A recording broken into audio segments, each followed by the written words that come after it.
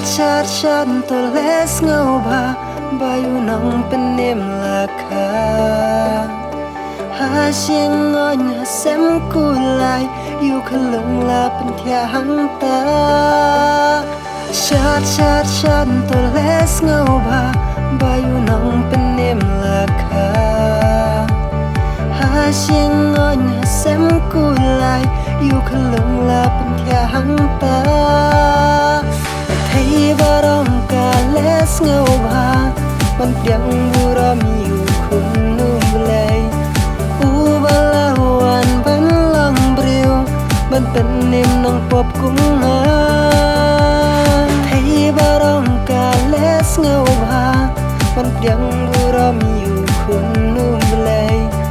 u balawan ban lang briu ban pen nim nong pop kung nga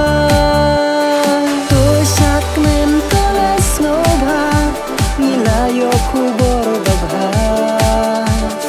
u khun ka meri thei soti ban jo se misteri talaka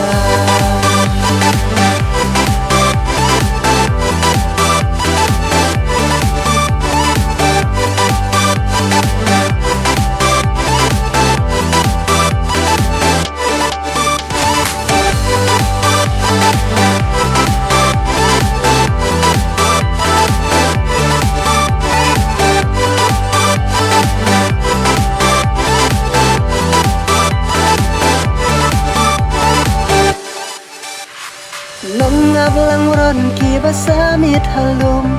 angelawan penna kubor babha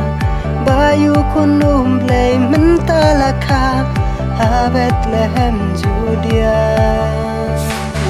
ablang ron ki basamit halum angelawan penna kubor babha bayu kunum blay mentalaka ha Bethlehem Judea men sim kak men tang yos no kubor Christmas ba man kilong yen ki pensawa tang da kisur Christmas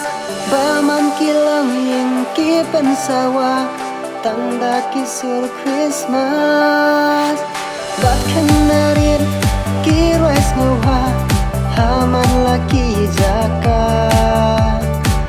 Elaka, you Jesus Christ, ha Bethlehem Judea. Ka ekat mi, o Jesus Christ, ka meri thei soti. U upa, o Jesus Christ, o Joseph misteri.